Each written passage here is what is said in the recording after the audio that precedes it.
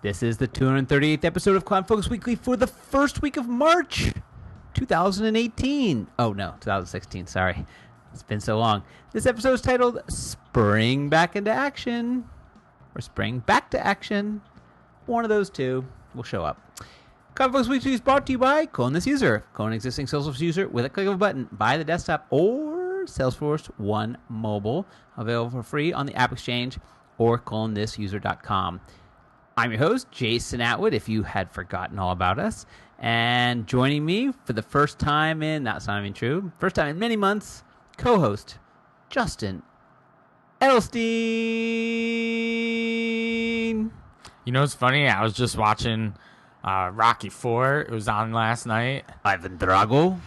And that just reminded me of like the Apollo Creed entry right there. Oh, with James Brown doing Living in America. Yeah. And I just saw Creed. Attention. So I just saw Creed, so I had to and then the Rocky movies have been on because I think Creed's starting to flow out into wherever for people to watch, and I was just digging it. You were digging it? Creed's good. It's one of the better Rocky movies. So, by the way, This is an entertainment podcast. We're not going to talk about anything of use at all. Just Creed, Apollo. Spoiler alert. Apollo dies in Rocky IV. Oh, spoiler alert. Terrible. Spoiler alert. Spoiler alert. I already said it. Guess you're supposed to not say the thing, right? All right. Yes, what are you supposed to say? Spoiler alert, then the thing. Right. So, by the way, we have not podcast. This is the longest streak ever that we've not podcast because it's been almost. I feel like I haven't seen you. That's not true. Well, we haven't been in the same location. Still not true. For a month. We were in the same location 3 times this week. Well, that's why we're podcasting this week. Right. Yeah. So, I mean, we had the thing was, and this is why it happened, we had, I think, was there a sickness in there somewhere? I don't know. But I know there was 2 big trips, of which you went on a 2-week jaunt. And then as soon as you came back, I went away. And then when I came back for 2 days, don't then make there it was vacation. It was a jaunt. It was all work related. A jaunt. Denver was work related? That was a weekend. Yeah, it was a Friday and a Monday. It was a weekend. Fly back on Monday? It was So weekends or Mondays? It was a holiday weekend. There's no holidays. Yeah, it was a national holiday. It was President's Day. That doesn't matter. We're a world-based organization. There are no holidays. It was President's Day. I was in America, flying in America. No. To America. America. And it was President's Day. All right. America. Speaking of presidents, this episode's going to be brought to you by... No, I'm not going to let's not get political. So we have just had... So we have a couple things. One, you had a lot of trips, and then I had trips. Oof. I had work trips, and then I had personal trips. And then we moved offices, so that kind of messed us up. We're now in our new podcast studio, which is either going to be great or we're going to have to work on. There's some noise, and we don't know until we're done if it's going to be on the podcast or not. Can you hear the white noise behind? Let us know. Sounds like this. Well, now they hear it. All right, they hear that. Anyway, we hope you don't hear that. If we do, we'll have to figure that out and change it. Or podcast in one of our many other offices. Yeah. We could do that. Or we could just go into one of the other places. We have plenty of places to podcast. Let's just podcast on the street. With the street people. Podcast. It's like street meat, but street podcast. So, yes, you've been tweeting at us. No, we're not giving up the podcast. Yes, we're live. Yeah. Sorry, folks. Sorry. Didn't realize you all cared so much. Thought you just downloaded. So, two things are kind of fun about this. One is it's nice to hear from people. It's nice to be because sometimes you put up podcasts and no one says oh, you they listen, but you don't, they don't really appreciate it. So when people come back to you, that's kind of fun. And the other thing is, since it's been so long, it's kind of refreshing. Oh yeah, because we did a weekly podcast, not every week, but for 230 something times in a row of almost every other week or every week. So eventually you get kind of tired. So it's kind of a little break, a little off season. Yeah, football. It coincided with the Super Bowl. It did. So that's why we're back. We are going to go back to weekly. We have a work.com goal to put out, what is it, 34 of these? 30. 30? You're going to lower it? You're going to lower our goal? So we're going to have to do some catch-up. We might have to do some double weeks. Dreamforce always helps. Might have to republish old podcasts. Dreamforce always helps because you get 3 out in 1 week. Yes. But that's not enough to catch up. It's not. We need to probably do 5 at Yeah. It's 1 in the morning, 1 in the afternoon. Oh, yeah. just like predict what's going to happen today and then report back. This is what happened today. Like, here's what I had for breakfast, and here's what I'm going to have for lunch, and then here's what I had for lunch. I just had some coffee. Dreamforce. Done. By the way, registration. Anybody know the dates for registration yet? Dreamforce registration? Was that a question of me or the audience? The audience. We'll let them answer. Which you're the only one we'll right let now. them. I don't know anything. Okay. I don't think it's been announced. So while the podcast has been on hiatus and a bad boy not being produced, the blogosphere, the Arkus blogs, so well named, has not been on hiatus. It's been chugging along. Right. And so we have been pumping out serious Spring 16 content. Yes. So we are going to do a catch-up. This would be our official Spring 16 podcast because we have tons. We have 5, and I think I didn't even go back that far. We have 5 blog posts, all about Spring 16, all at blog.arkusinc.com. The way we attack Spring 16 releases, and the way some people follow us and whatever, is that we kind of break them into different types. So we do marketing, we do ideas, we do developers, we do sales teams, and everybody has their own way of doing it and the way they do it, but they basically pick out some features that you should know about. We do financial services, so we do a lot of these. We're actually at the end. In fact, I'm going to take that last one. We're not going to talk about that one this week. It's a good idea. Although you just did a Spring 6, isn't your next week's a Spring 16? No, it's just an ideas. Just okay, ideas. so we're going to leave those 2 for next week. My next one, yeah. Spoiler alert. It's about ideas. It's about ideas. Spoiler alert. It's self-promotional. Yes. So we'll talk about these 4 blog posts about Spring 16. We'll start with the oldest one, which is sales teams, which is done by the partner who shall not be named. Although if you look at the blog post, we should change his name on here to the partner who shall not be named. Unnamed partner. First name unnamed, last name make partner. Him a webmaster. Which is ironic in so many ways. Very funny. He's neither a master nor a master of the web. No. And he'll never listen to this, so he'll never know. Yeah, we probably wouldn't even look at the blog to see it. No. He publishes it. He wouldn't notice. All right. So we could keep talking about him forever, but all right, let's jump into this. My favorite thing about this blog post is that he uses the same, he has that image probably saved somewhere. Yes. Or he probably doesn't, actually. He probably goes to back the old one. He probably downloads it. Screenshots it. All right. Anyway, enough of laughing at someone who we haven't named and who can't fight back. So, the tact that people took to writing the first couple, I think the first couple were my general overview. Yes. I think you wrote one about financial services. That's right. So the tact was we avoided Lightning. Stay away from Lightning. Even though it was a big part of the release, but I wanted to highlight more platform features and functions that sort of crossed the lines, didn't have anything to do with Lightning. Right. I think you did the same. Well, as a salesperson, Lightning's sort of exciting because it's being built for you. Right. Lightning's really being built first for the sales use case. And that's why the partner who shall remain nameless focused a lot on Lightning features being released in Spring 16 because that's what sales teams should be excited about. So do you want to go through here and pick a few that you like? I mean, he kind of did it in a different style. He just listed them straight down. He did it in the typical, let's just get this thing done style. Although it's easy to read, I will say. Yeah. And we've learned recently people like bulleted lists. People love bulleted lists. I feel like here at Arkus, we make more bulleted lists than... masters of bulleted lists. There is no list but a bulleted list. That's all we do. Don't use a plus. Do not even use a bullet. Don't even try numbering it. And it's not about gun control. No, it's about bulleted lists. That's what we do. Let's pick a couple. Some unordered listing. All right. So I mean, what I find is funny is the ones that are and this is the way, again, when I described Lightning and still describe Lightning to my clients and to your clients, to our clients, all of them, to everybody, I basically say go through, make your list of things that are missing, and then as releases come out, cross that list off. So here's your list of, let's say, 50 things that I can't use Lightning because of. Right. And then keep that list in Evernote or keep it in a doc. And then as releases come out, cross them out until you get down to enough that you're like, oh, we could actually even look at it. Sure. So list views. You could build list views, inline editing. But these are things that are actually coming out that are just so basic, fundamental that it's like, oh, these are things that I'm like, oh, I can now even remotely jump into Lightning. And I have been trying more and more. I'm jumping back and forth to Lightning.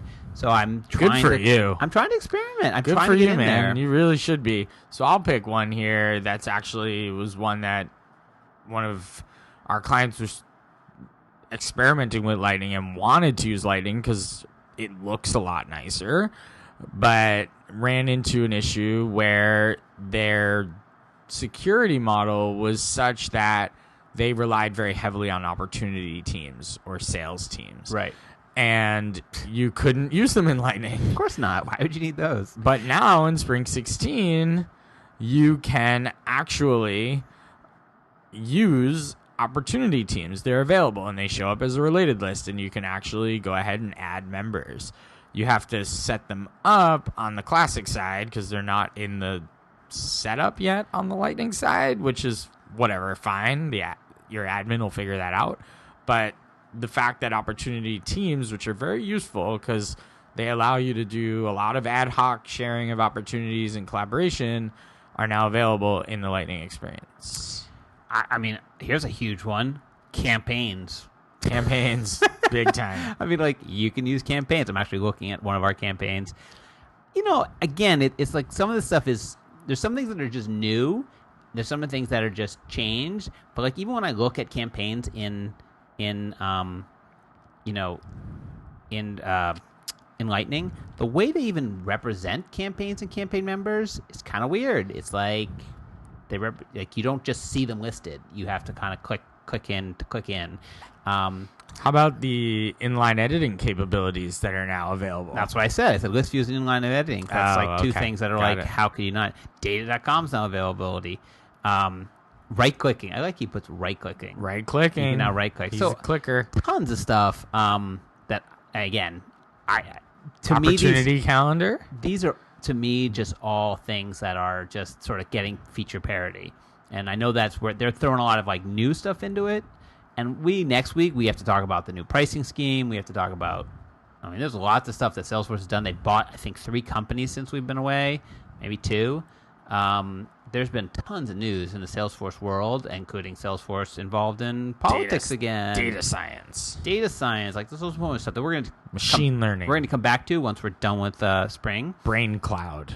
I love brain cloud. So on the sales side, I agree that there's the most amount of things. It's getting there. Like Lightning's getting there. Like campaigns, that kind of like list views. Okay, these are things I can really do. I was surprised the other day. I logged into Lightning, and in the account highlights, what do they call it? Let me actually name it what it actually is. On your homepage, the news, right? It's called Account Insights. Oh, okay. But bam, all 3 of the ones that I saw in the first shot were real, and they were real, like accounts and clients of ours, and it was relevant, and they were relevant. And I was like, oh, that's interesting. That client of ours won this award. And I was like, oh, because I remember when we saw this originally on mobile, it was like it'd pick up like one account, whatever, on my today's screen. Thank you. All right, so cool about that. So let's move go to the next one. What's right the next along. One? Spring 16 for developers. Developers. So who's this written by? This is written by Roger Mitchell. Where can I find him?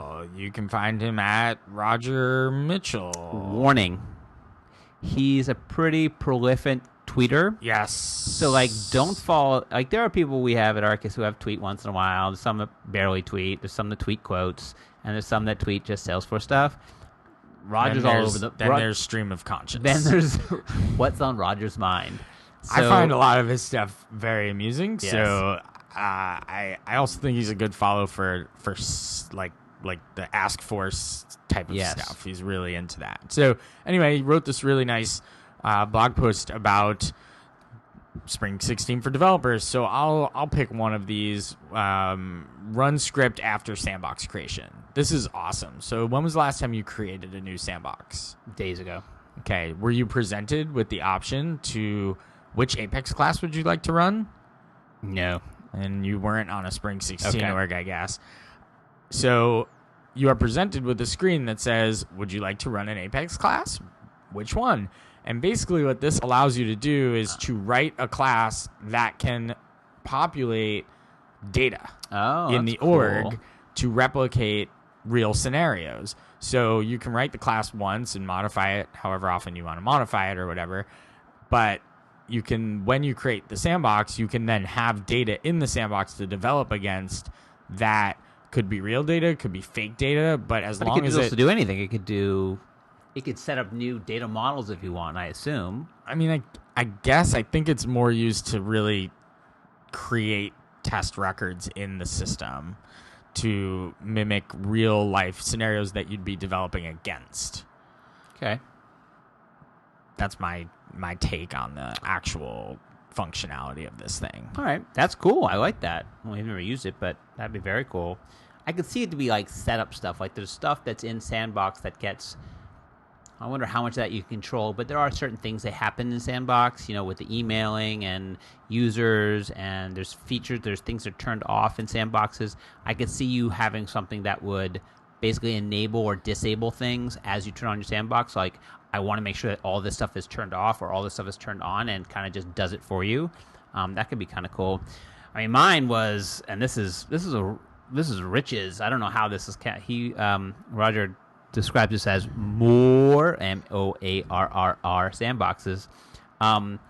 So we now get a bunch of sandboxes. We get 24 sandboxes. It's as though we're a nonprofit.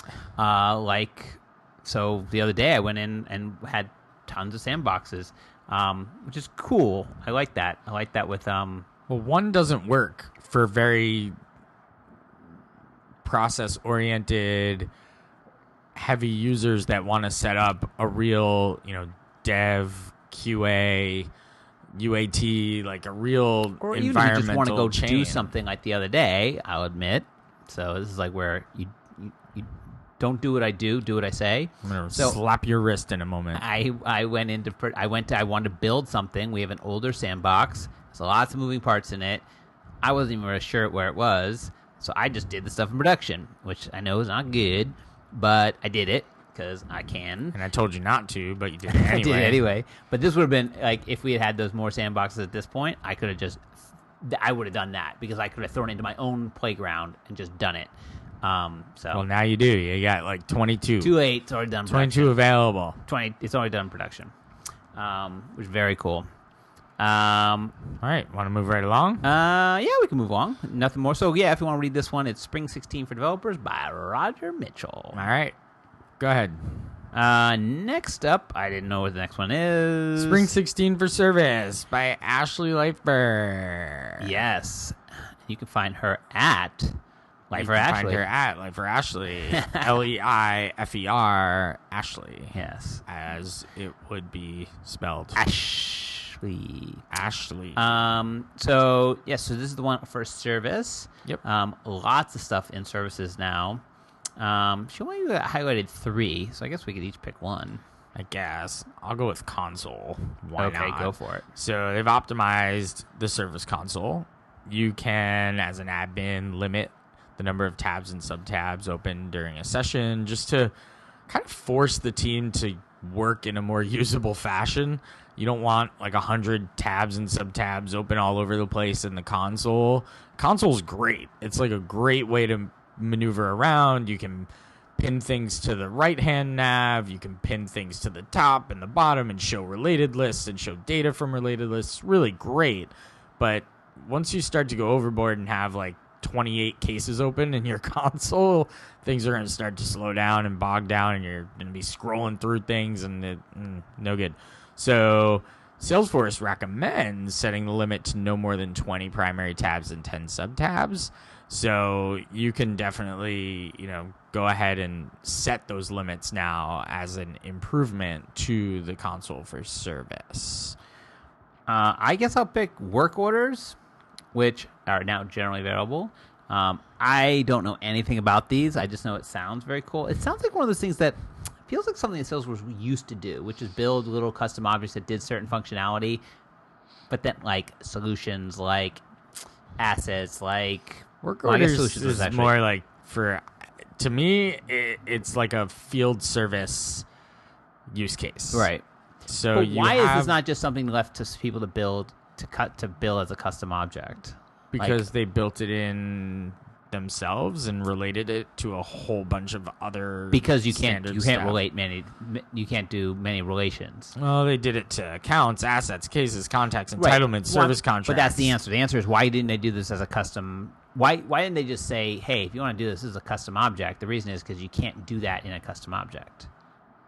Meaning, why is Salesforce still building out little mini, like, one-off solutions as opposed to saying the platform is your platform? I'm sure somebody came and said, you guys don't handle field service very well, and they're like, fine, check the box, here it is, work orders, we'll roll it out, it's now generally available, we'll see when the next time they touch it is. 10 years from now, we'll be like, maybe. Does work orders work in Lightning? Who knows? Contracts. I don't know. Contracts. Yeah, contracts. It's like contracts. Just do it.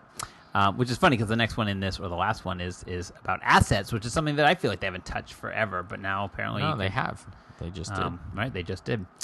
So those are ones from Spring. Again, blog.arkusinc.com. Go for that. And then lastly... Yeah, ideas. Which is... Wow, this was published a while ago. That's kind of one of my favorite ones.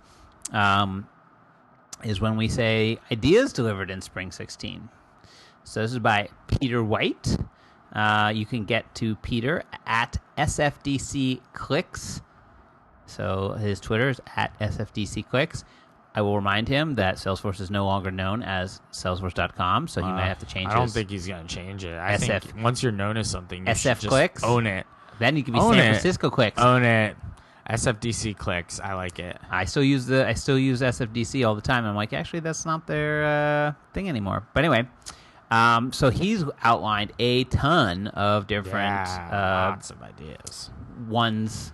Now, here's the thing. So this came up the other day.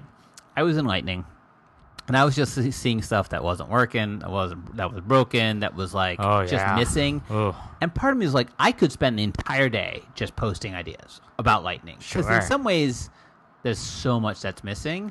Yeah, but some of it's like an idea missing, and some of it's like log a case, it's a bug, right? And it's like a known issue, but is it really a known? Like, it's weird stuff. So, but I feel like some of this is so obvious. Like, okay, so did someone go put in Lightning inline editing? I'm sure someone did. But that's like an obvious thing. It's like, well, of course they're gonna figure it out. Yeah, they got to retire those points. Yeah, that seems like you're gaming the system. Well, why don't we skip the Lightning experience ideas and go to the chatter idea or the knowledge ideas or the customization ideas? Pick a couple. All right, so I'm gonna pick this customization idea, which I thought is a good one. So the chatter publisher action should have the option to not post to the feed. So every time you do something from an action, it posts to the feed that you did it. And if you're good, you've set up one of the layouts for that feed post item. So give me examples for everybody else. Create a child record off of a feed on it. So let's say you created a contact off the feed of the account. Right. If you're good, you've set up the compact layout to show you details about the contact that you've just set up. Right. If you're doing it with like custom objects, by default, it just shows the name of the record. Right. And it's really just useless. It's just this name of this record that shows up in the feed that it was created. Right. And the same goes with like calls and logged calls and tasks and things like that, events. So it can just clutter up the feed. If you want that there, that's awesome.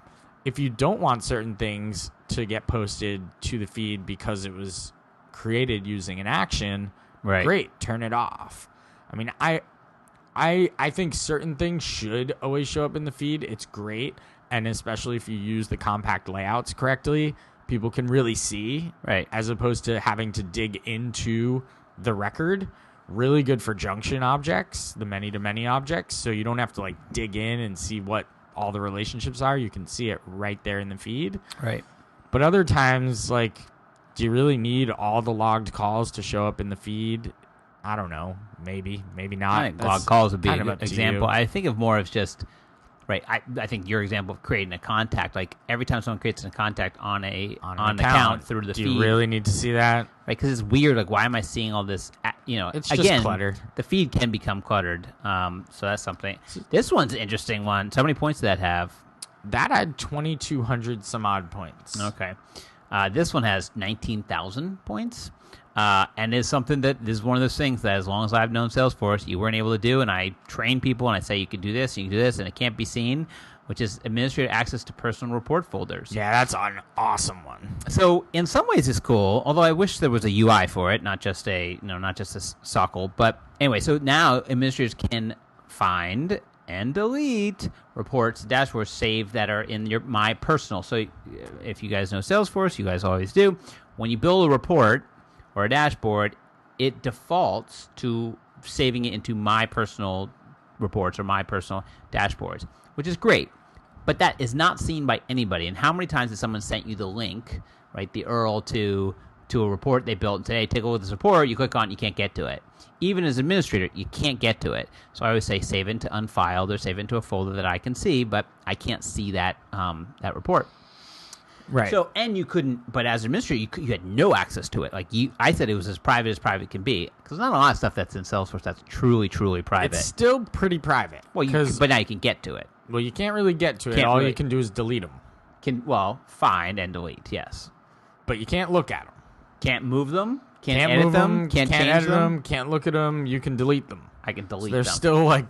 They're still pretty private. Just if you want to get rid of them for storage sake or cleanup, I don't know. By the way, if someone has too many reports in their report folder, that's what's taking up all your storage. No idea. I don't think that's an issue. But I feel like they're headed in the direction of letting you get to them through. I think they're doing the API version. That's actually a tough user interface if you think about it. If you have thousands of users in your org and you're like, I want to get to this person's my report folder. I mean, the way to do it is just to log in through them, but that's not always the best. Well, that's not always turned on for everybody. That's not exactly the same problem. No, if you log in as them, of course you're going to be able to see their my folder. That's right. But that's not exactly the same thing here. No, it's not. But I'm saying you can go and delete them if you want as them. Sure. Oh, that's the workaround. Or move them. Yeah. That's assuming that you're allowed to log in as the user, like that feature is enabled for you. It might not be. It might not be. Here is... Oh. I don't know how this has made this back in. This chatter one. Is this... I feel like this was already released. Okay. It was partially delivered, I guess. Okay. There was an issue if the post contained links or attachments. We're talking about editing chatter posts after posting. Ugh. So if nightmare. Now if there's an attachment or a link, the issue's been addressed and you can edit your posts even if they contain a link. As makers of Compliance Locker, it's a nightmare. But thank you. All right, that's all of our posts. Can we throw one thing out there? One little tiny thing? No, we'll talk about next time. All right, so next time, what do we got agenda? Catch up on Salesforce news. Catch up on news. Companies bought. That's news, isn't it? I was going to go new pricing, which is huge news. And I had one other. Oh, features going away. So we'll have lots to talk about next week. And we'll have blog posts, too. And we'll have two blog posts. To talk about. So let's get to our CloudFocus, our first real CloudFocus app pick of the year, because the last time we did the on our home screen, so we didn't actually pick anything. Yeah, this is a real pick. All right, let's do it. I'm going to pick, it's a Heroku app. Okay. It's called the Salesforce Schema Lister. This looks cool. Yeah, so you log in through OAuth to your Salesforce instance. Doing it now. And you can jump. Delete everybody named Jace. You can jump from object to object, and it basically describes everything about the object. So not everything, but all the fields. So it gives you the field label, the API name of the field, what type it is, and if there's help text, which is kind of an interesting one.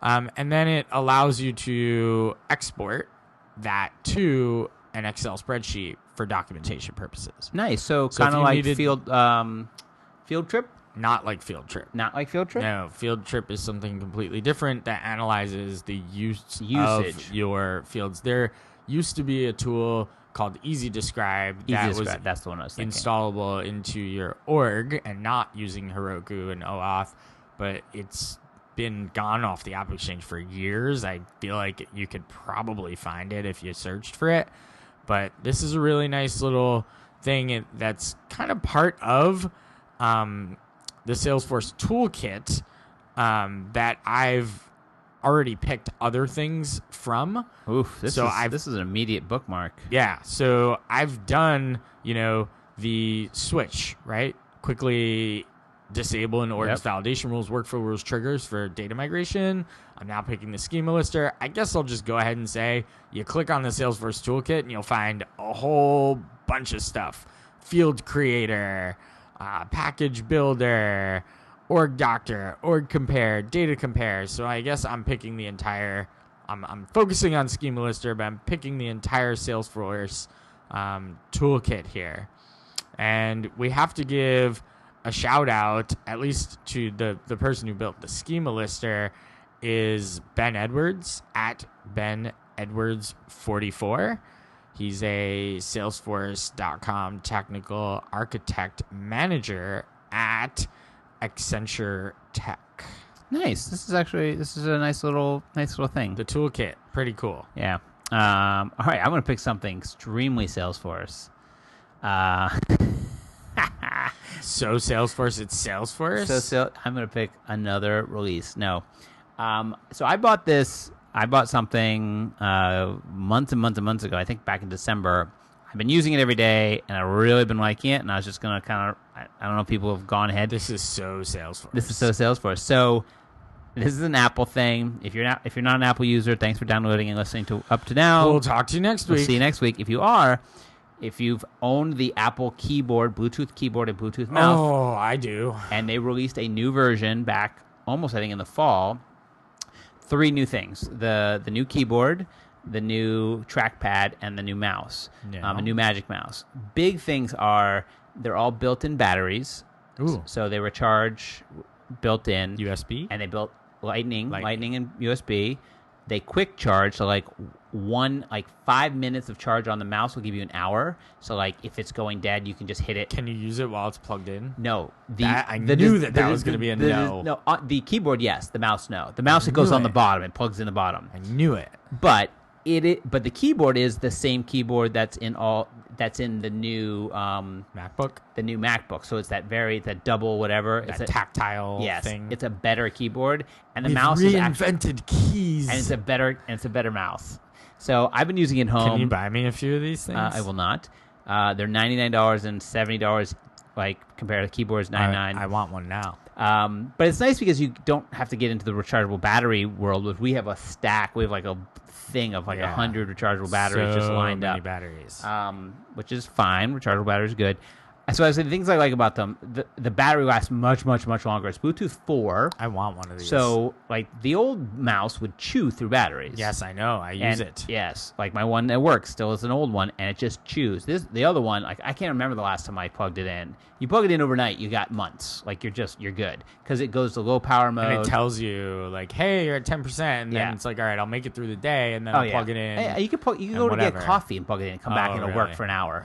So it's really nice. You can keep it plugged in overnight to any USB charger. Well, it goes to the bottom. You would never charge it. No, but does it have to be plugged into your computer, for example? No. Or can you plug it into the back of the monitor or anything?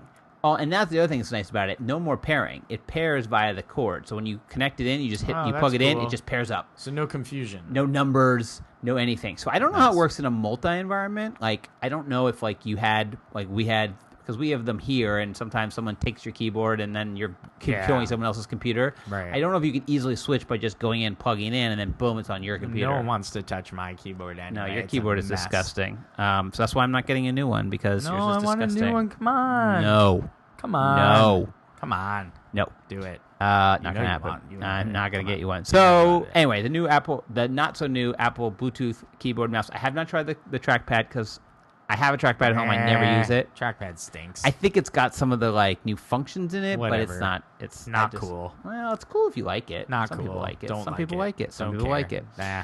All right. Not for me. Well, that's it for this week. Ooh, we made it. We made it through We did it. We did through in our new podcasting studio With maybe some noise. Maybe some white noise. We'll listen later. Yeah. Well, maybe I will. I'll maybe I won't. download. You can remember to. I'm gonna download. I always download. Download it. Follow us on Twitter. It's at Just Edelstein. Hey, you remembered. At Jason M. Atwood. At Arkus Inc. Facebook.com/Arkus Inc. We're in the Success Community and Power of Us Hubs. There's a specific CloudFocus weekly group, so we post them all there. So like if you don't want to follow us anywhere else, that's a good place. We're also on LinkedIn, Google+, and you can subscribe and review. What's this Google Plus thing you speak of? I think it's going away soon. It's actually not going away. What is this thing? I've never heard of it. Oh, Something about circles. We still post there. Plussing. We're always on iTunes and of course on Stitcher. Do we need to get on SoundCloud? Not SoundCloud. There's a new Google podcast coming out. They're coming out with their own podcast. I don't need that. It'll be gone in 2 years. Do we need to be on SoundCloud though? No, SoundCloud's actually where you publish you don't. I feel like that's the thing. But you publish your. It's not a place to find and download. It's a place that actually hosts and lets you listen to. I don't know. Got it. Anyway, we'll be back in a couple weeks. Or no, we'll be back next week. No, not a couple weeks. We gotta do this weekly. We might just do 5-minute outbreaks. I might just do another one right now for 3 minutes and publish that one next week. Buffer that to publish next week. How are you talking about buffer? That's one of my picks of the week. Come on, man, don't do that. I think we've already picked buffer. Yes, we picked it years ago, but you can't re-pick. I'm picking buffer business. You're breaking the rules. I'm always breaking the rules. Breaking the law. That's why people like me. All right, Justin and Jason saying, enjoy those cloudy days.